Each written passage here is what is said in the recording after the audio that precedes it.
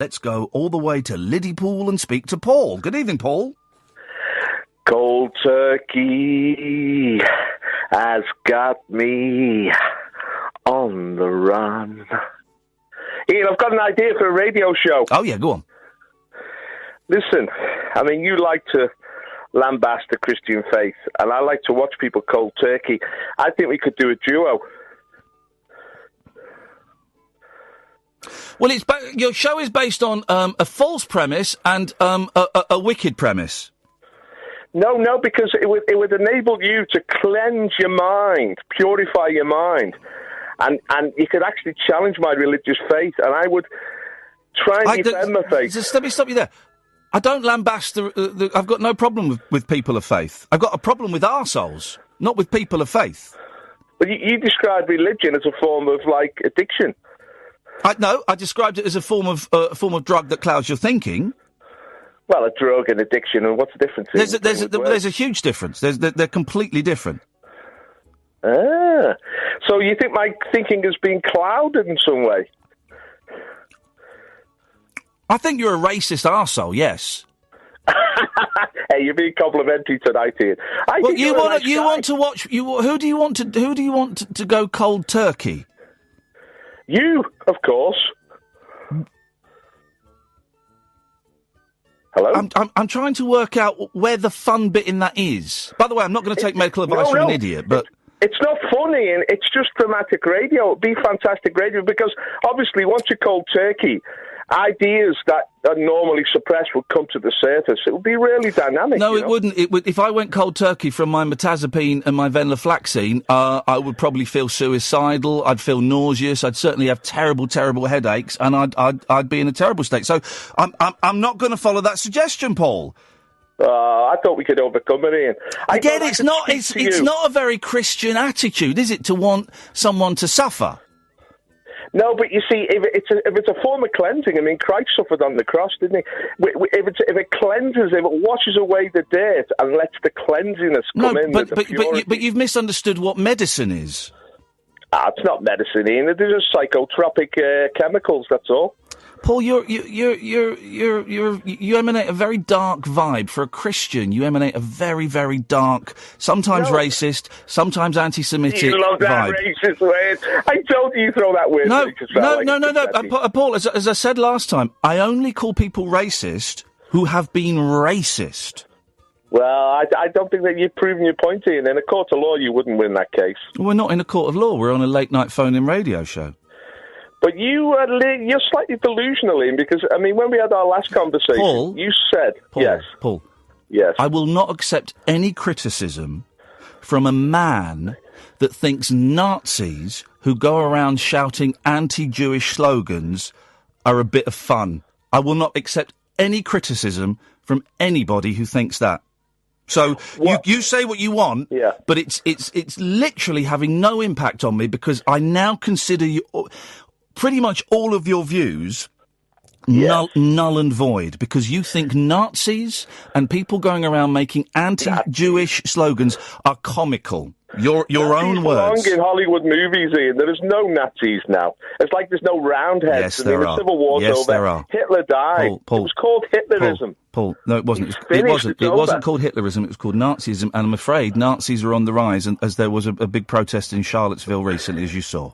Oh, a couple of hundred kids out of the whole of America, 320 million people. That's a joke, Ian. They weren't kids. They weren't kids. They were grown adults, and they had swastikas tattooed on their bodies, and they were making anti-black statements and anti-Jewish statements. I take that quite seriously, mate. It's not comical. For a Christian, your message of love is very, very perverted. No, but if you give these people a power they don't actually have, you seem to suggest that they're a threat to us all. They're not. They're at the extreme margin of the extreme margin. They have no consequence in our lives, Ian. That's the point I was making. Now, you said they were comical and they were funny. Well, I think anyone who goes around Sieg Heiling and behaving like something out of the Third Reich is comical. Well, lucky for you, you're not gay, black, or Jewish, then, huh? Well, I might be all three, who knows? Your laugh is honestly, Paul. Since last week, I've lost. Into these pigeonholes here that don't even exist. No, but Paul, I find you. You be a fantasy. You created this fantasy world. Paul, I all find these people being targeted by Nazis. I like it. When there are only a few hundred stupid Nazis who are the bloody idiots who are not real, because Nazism died in 1945 with Adolf Hitler. Now, when we have a real threat, what a rude man! You're a driving down the pavements and killing our kids. You're a rude, nasty. Silent on things like that. No, I'm not, Paul. You brought that up last week, and I told you I called it what it was, and yet you couldn't accept that. Paul, listen, when you come on and talk about music, it's a bit of fun, but. Yes. I know that underlying all of that is a very scared, very frightened. Paul, let me finish a sentence. Let me finish a sentence, Paul.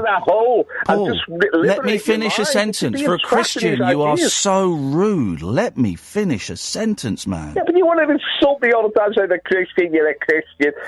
Why is it an insult to call? Why is it an insult to call you a Christian? But you're using that as a weapon of attack, like a form of insult. Not at all, Paul. You're not. You're a Christian bot. You're a Christian bot. I've not said. But I've not said you. Here's the thing: you don't listen. I've not said you're a Christian butt. Shall I say the sentence again? Would you like to listen again? Well, yes, teacher. Please edify me. For a Christian, you are very, very rude and uncaring. Well, I take that as a compliment then, because I claim that you're insulting me all the time, but you claim you're just... Well, I'm not, sort of and no one else is hearing any insults apart from you in your very strange, frightened little world. I feel sorry for you, Paul. Ian, you know that psychotropic drug you take? Can I have some as well? Maybe I'll be able to get in your wavelength then.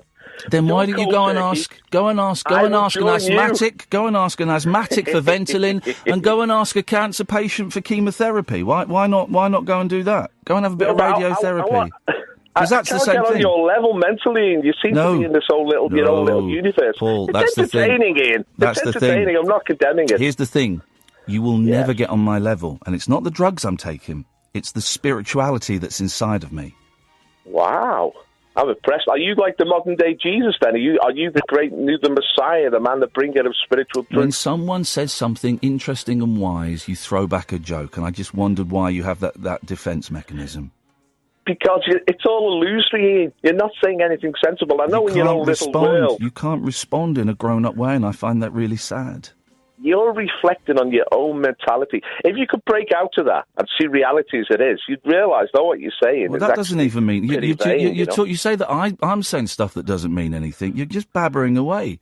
At least this time you're not making up lies about black people and Arabs, though. So that's something. Or making up lies... Or making up proof that that's a lie. Or making up lies... Or making up lies that your videos have gone viral and had over 1 million hits. Hang on. First of all, you're making false allegations that you cannot prove in any way. Give me the link to the videos that's had over 1 million hits. Right, I'll tell you what happened. My video, when I made a speech and it was seen by 1 million people, it had 1 million hits when I made that speech. Well, send me the link so I can see the numbers. Now, you want me to justify myself to you. I'm not going to do that, Ian. Oh, Paul, really? Because I'm playing your game, then. You really? I mean, I don't... Oh, okay, you had a video that had over 1 million views, but you're shy to share it. I understand that, Paul. No, 4 videos, Ian. Not 1. I understand 4. I understand that, I'm mate. not shy, but I don't need you to validate my life. I don't have to prove myself to you, Ian. I know what the truth is. Okay, Paul, you don't want to share your video that's had 1 million hits. That's fine, I get it, of course. 4 videos had over 1 million hits. You're shy, Paul, I get it, you're shy.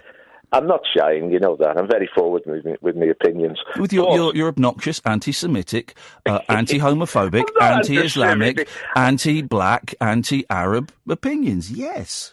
No, I'm not anti-Arab. I'm certainly... I've never said anything anti-black. I mean, I just saw... You lied. What did you see on 9/11 in Liverpool? Reality. What did you see on 9/11? You came out of your house and you saw black people and Arabs high-fiving, quotes, there was a party atmosphere. That never happened. Hang on. People approached me and spoke to me, Ian. I didn't see them with my eyes. They also approached me and spoke to me and said, isn't it great what's happened? That never happened, Paul. America deserved it. That never happened. And there was an excitement in their eyes. You said black people and Arabs were high-fiving and there was a party there was a party atmosphere. Absolutely. It was an incredible atmosphere. I was totally ignorant.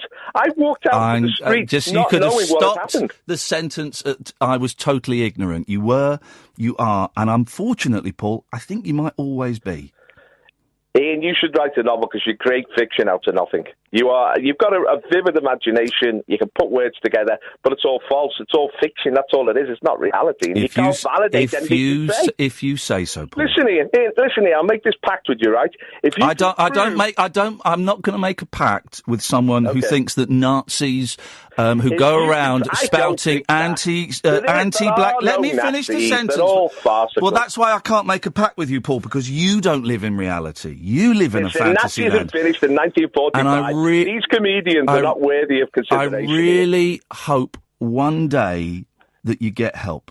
I genuinely, I mean that, You are buddy. my helpline, Ian. I ring you for help. I need you ring you for advice. But if you can prove what I say is wrong, I will show you my 4 videos with a million hits. I'm not going to make a pact with a fantasist, Paul. I don't do that. Okay, fair enough. Enjoy your show anyway. I will do. I do every night. Au revoir. Thank you very much.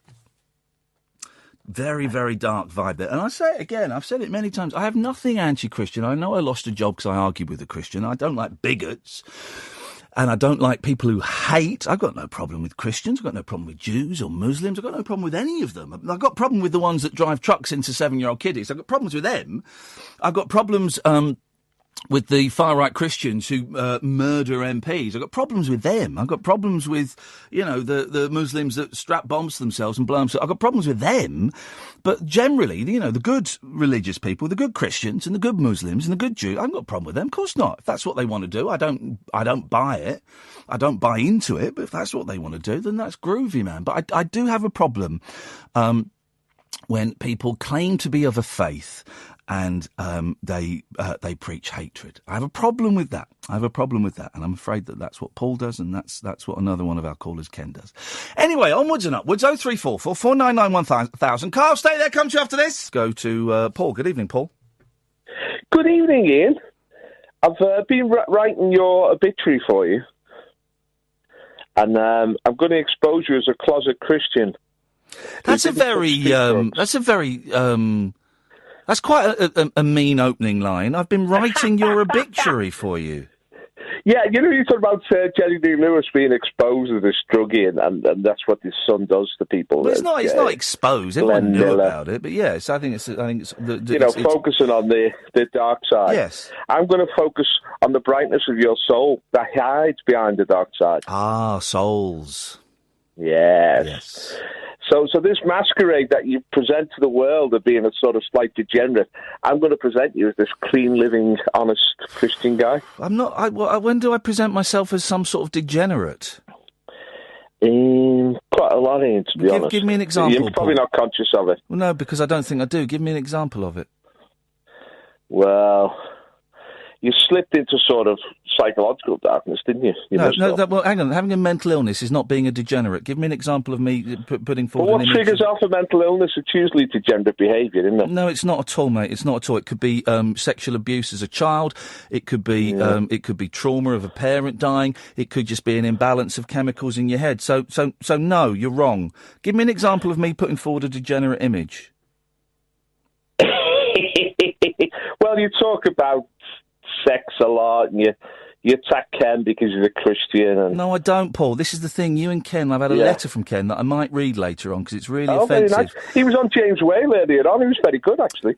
Here's the thing. You and Ken, you don't listen. I don't attack I don't attack Christianity, Paul. I don't.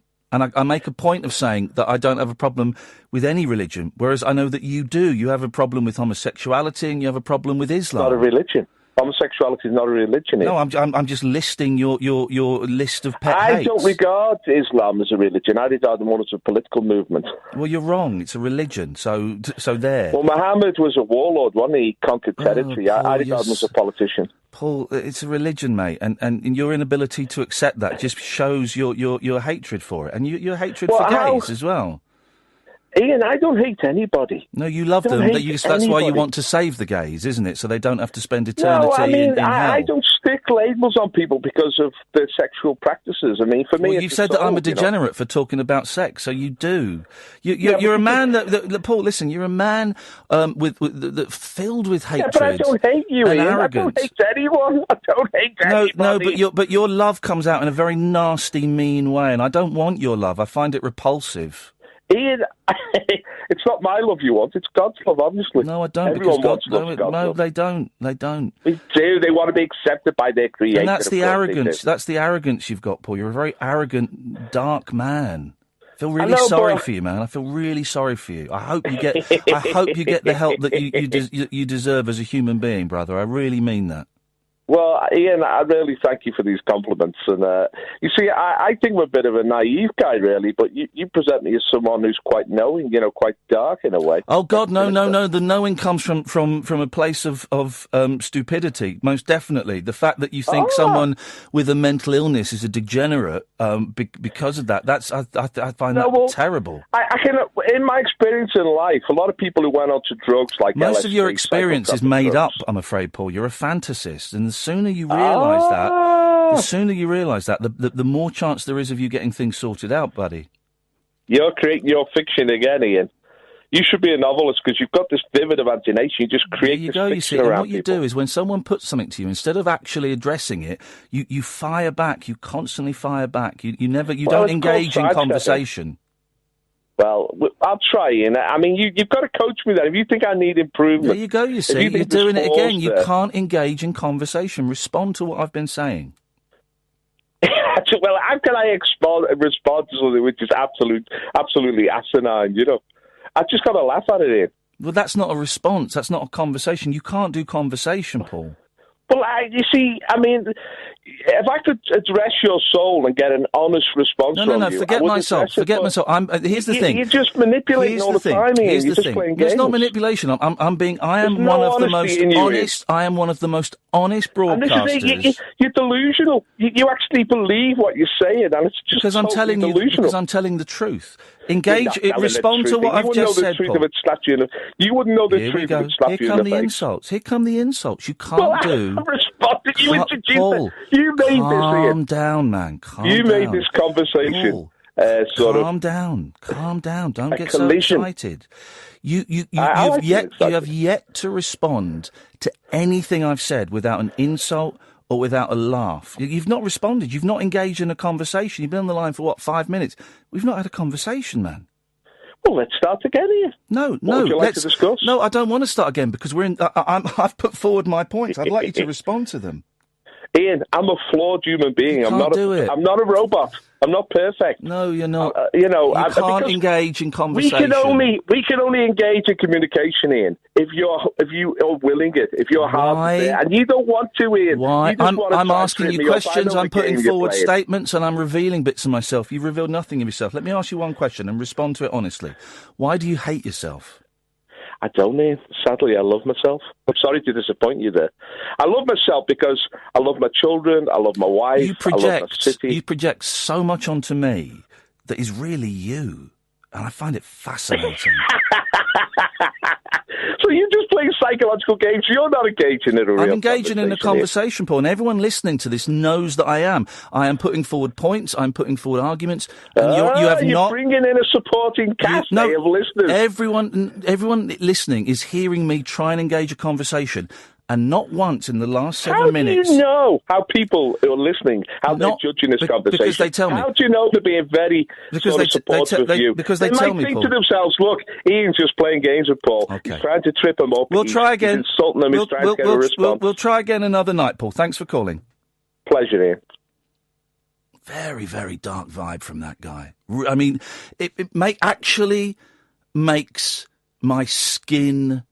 crawl, and I don't say that lightly. Very, very dark vibe. I tell you what, when we come back... Every weeknight from 10, get post-Watershed Pillow Talk from radio's very own Prince of Darkness. Uncut, after-hours conversation for the up-all-night generation. Late night Iain Lee. Tonight from 10 on Talk Radio. He's not the Prince of Darkness. I'm the Prince of Darkness.